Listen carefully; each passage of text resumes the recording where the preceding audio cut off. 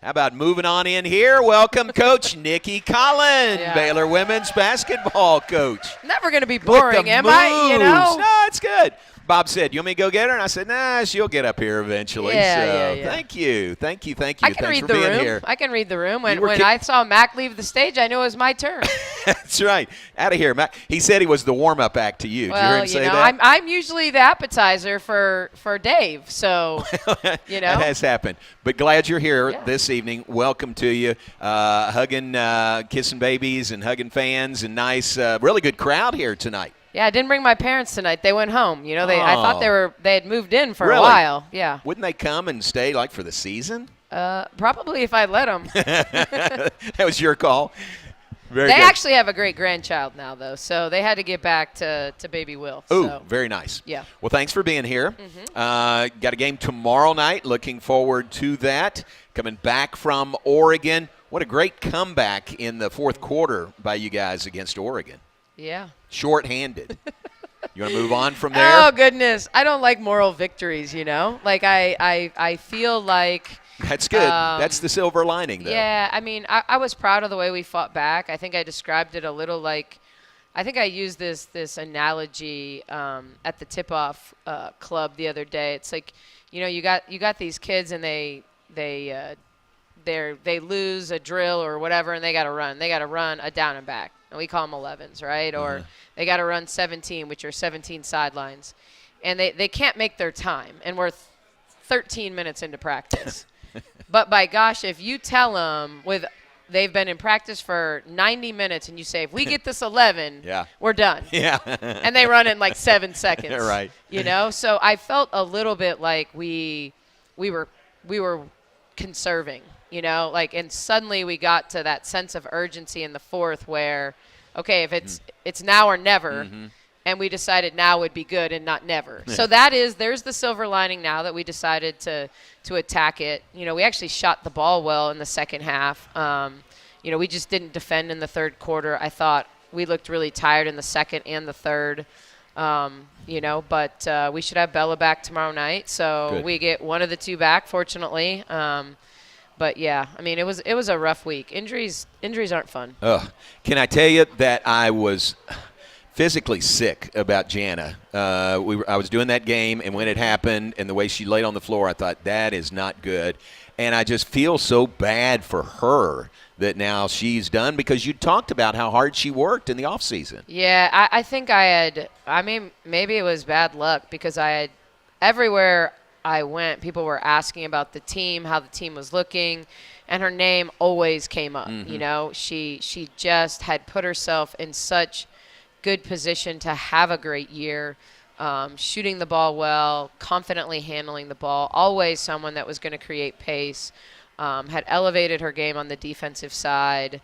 You know, ironically, the play that she tore ACL, she made an unbelievable defensive play, got a steal, advanced the ball up to Bugs, and was doing what Jana does and simply hustling down the floor, which if she hadn't, I'd have probably been like, you know, you guys, sometimes we miss layups. Maybe we should follow our shot. But, you know, she literally went from one baseline to the other and just pulled up, which is so often how it happens in sports, totally non-contact.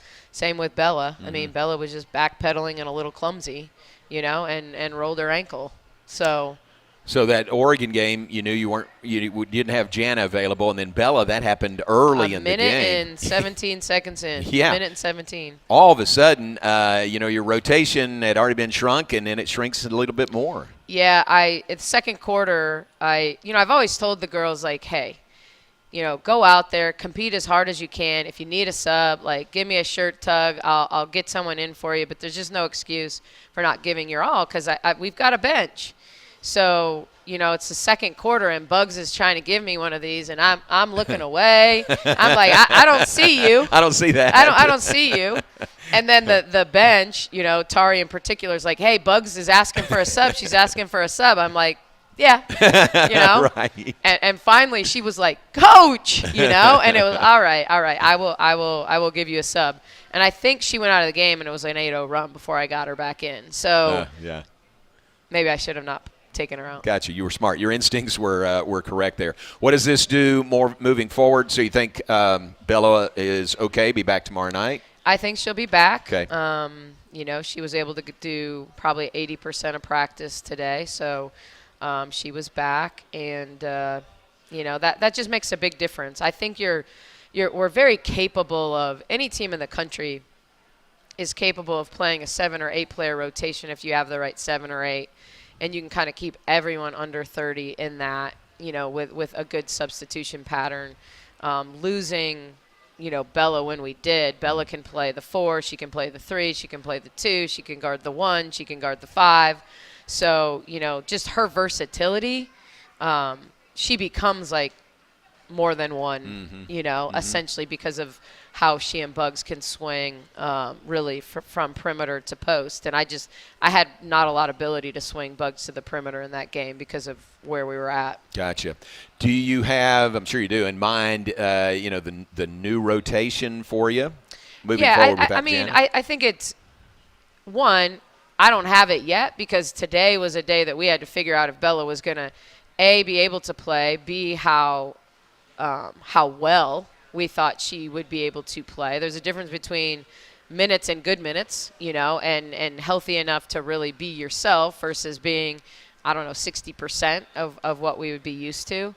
So I think it's about feeling that out, and I think it'll be post-shoot-around, how they're all feeling will determine kind of what I think, how quickly we'll go to our bench and what that looks like. Yeah. Isn't it funny? We talked, like on the Texas tour, we talked about, hey, this first year you've got more returning players than newcomers. And, hey, that's such a positive. And it is, and it was. But then 2 games in, man, things change. Yeah, I mean, injuries are hard. I think that's why you always say, like, on paper we look good. I really like my team. But you got to stay healthy. I mean, it's a big part of it. And especially in this day and age of the portal and NIL, and you have to invest where you have to invest, and so it's hard to have 15 equal players. It's hard to do that because you can't pay 15 people equally. So you have to prioritize, no different than if you were talking about a cap in the WNBA. And so I think we're going to be all right, and we're going to get Bella back, and then as much as I hate losing Jana for a lot of reasons, one, because you hate to see kids get hurt. Like you just, she was so excited about competing this season, how she was playing. But there was a reason we picked up Aaliyah Matharu, and, I think now you're seeing why it was so important for us to do. Maybe it was job, like security before that, but now we're going to need her. We're going to need her in the rotation. We're going to need what she brings, as opposed to like, wow, it'll be nice to have an additional playmaker, an additional scorer on our team. No, we're going to need an additional playmaker. We're going to need an additional scorer to kind of meet the goals that we've had going into the season. To the bottom of the hour, and Coach, we appreciate your time. We look forward to the game tomorrow night, another game on Sunday. So a couple of games pretty quickly together, and then you go to the Bahamas next week. How about that? Yeah, can't complain about that. That's good. Who I can't remember the schedule. Who will you play there? Who might you see? Yeah, we open with Southern Miss. Looking forward, Indiana, could see North Carolina, could see Texas A&M. So it's a good tournament. Yeah, really Villanova. Good. So you'll play 3 games for sure down there. Yeah. All right, very True good. tournament format. So winners, losers, as opposed to a lot of these MTEs. You play, kind of your 3 teams ahead of time. This is truly a tournament bracket. Winners, all the way through. Nice. Good luck. Thank you. You mentioned Aaliyah, transfer to Baylor, coming to Baylor from the University of Florida. Tell us about her. Yeah, one of our questions. Wanted to know. I'm not sure, first of all, the question, because we can wrap these 2 up. But it asks, can you explain the rules involved in Baylor's getting the midterm transfer? What will she bring to the team? I'm not sure I can explain the rules why. I think with the unlimited transfers and the fact that she's already a graduate, so she graduated a year ago in December and has been taking post-baccalaureate classes. She basically needs to past 6 hours, which is kind of normal.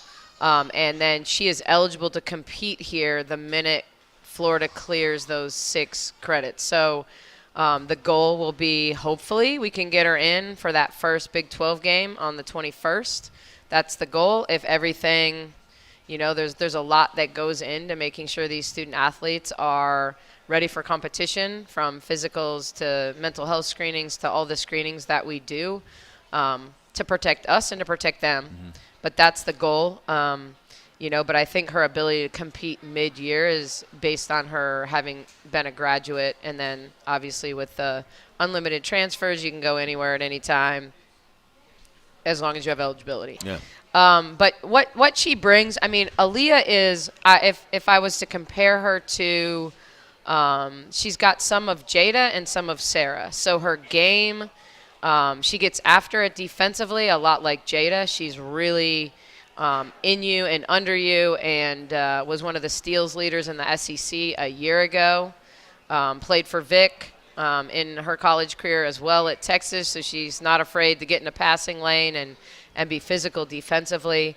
Offensively, she's got a lot of shake to her game. She averaged almost 20 points a game in 24 minutes at Florida last year, so she can put the ball in the bucket.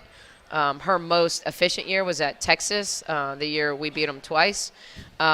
Just as a reminder, I told her that. Say that again. Yeah, That's good. But, she really makes the three. I think that's where she's a little bit different than Jada. Like, she's had games where she's made 7 or 8 threes.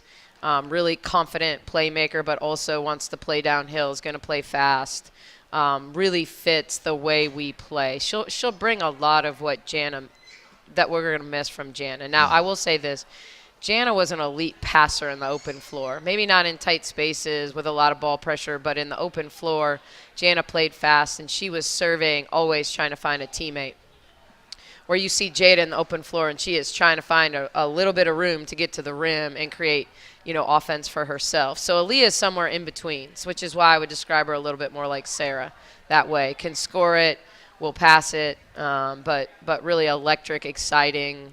You guys are going to love watching her play. Yeah. A little bit unusual, isn't it, to get somebody, midterm that hasn't been here. Sometimes you've had somebody that's here and they become eligible at midterm. Correct. But this is a little bit. That's why I say I don't even know that I understand the rules. Yeah. How did the process work? How can you tell us about that? Yeah, she went into the portal. Okay. And, this fall, and I called her. I called the coach at Florida. I called Vic. I called anyone that's ever been associated with the kid, and said, I think we can make this work. Yeah. So cool. That's great. Look forward to getting her here. Yeah. So midterm, when Florida's semester ends, and you said they clear her 6 hours from there, she would be immediately eligible here. Correct. All right. Looking forward to it. Yeah. And December 21st, you mentioned, is the start of league play. That's earlier than it has been. Correct. So very good. Bring her on. Put her in green and gold. That's right. That'll be good. Here's another question from Luann Olson. Luann asks, you build team chemistry well. Do you recruit with that in mind? What activities do you do every year because it builds team camaraderie? Yeah, I think character matters. I think a certain type of kid is attracted to Baylor in the first place. I think we don't attract every kid. We don't fit every kid, and so I think from that perspective, we start with that. Does a small private Christian, and I know we're not that small, but relative to like our competition, oftentimes we are different, and so we do start with character, and I tend to like everyone. Character flaw or character, I don't know what. Mm-hmm. I tend to enjoy getting to know a lot of different type of kids, but I do want them to fit. I want them to, not many kids are happy if they don't feel like there's going to be opportunity. And that doesn't mean that every person plays. There have been players at Baylor and every other school that have spent 4 years at a school and have never really gotten in the lineup, and get a college degree and are happy to have gotten a free college degree. But ultimately, it's about trying to recruit to opportunity and be really honest with kids. I don't ever want to have to backtrack once they get here in what my expectations are, where I see them. Certainly their role can change from year to year, within a year, when someone gets injured, all of those things. But we do look for certain type of players with good character and care about school, and some care more than others, but ultimately that, are going to represent Baylor in a really positive light, nationally and locally. Things that we do to build chemistry, we've done a lot of different things. One of the things, we talk a lot about our core values, and we've done exercises with that. We do team retreats. We did Waco Surf this year. We did a retreat, and we did a, how many of you out there know what a PowerPoint party is?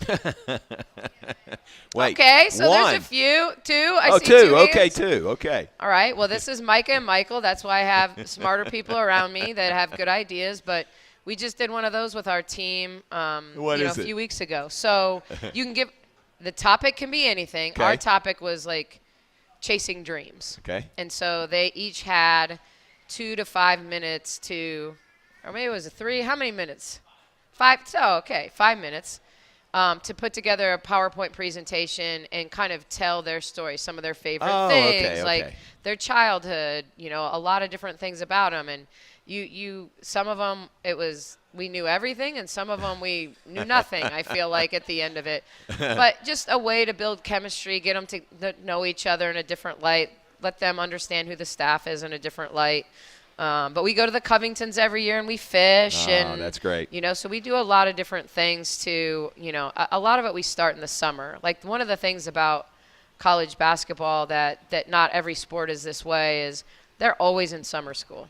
And so we get the summer to start to work with new ones, to get returners. They get ahead in school or they catch up in school, depending on, the situation. But they have less on their plate in the summer. And so it gives us a great opportunity to do more of those things with them, I mean, we built team chemistry going to Greece and Italy, Yeah, big time. you do those type of things. So Welcome back. One quick segment remaining with Coach Nicki Collen. How about one more question from Roy? Roy asks, is your puppy missing your mom and dad? Well, yes, definitely missing my mom and dad. So his routine is he sleeps in my bedroom, but when they visit, my mom gets up early and walks him every morning. Oh. And so when he hears her, he starts nudging the door, So he's not doing that, which I'm grateful for. Right. But I will say this. They play with him so much when they're in town. And with the new pickleball court in the backyard, they're out there playing, and he's out there. And it cost me like $300 at the vet because he had a sprained toe. Oh, no. Poor Scout. And for 4 days, he didn't put it down. Like, he literally man. was a 3-legged animal and just hopped everywhere. Oh, buddy. To the point where I had to take him to the vet. And then when the x-ray came back and they're like, he has a sprained toe and it's really swollen. And then 2 days after that, he was back to normal. But, I mean, he wouldn't put it down. Really? But, yeah, so we had to keep him calm for like a full week because of the sprain. That's great. You didn't even know what you were asking when you asked that question, did you? Nicki, thanks for being here. Good luck. And next time you're back with us, we'll talk pickleball, okay? Pickleball. We'll do that next time. Coach Nicki Collen, Baylor women's basketball coach. Game tomorrow night, game on Sunday at Foster Pavilion.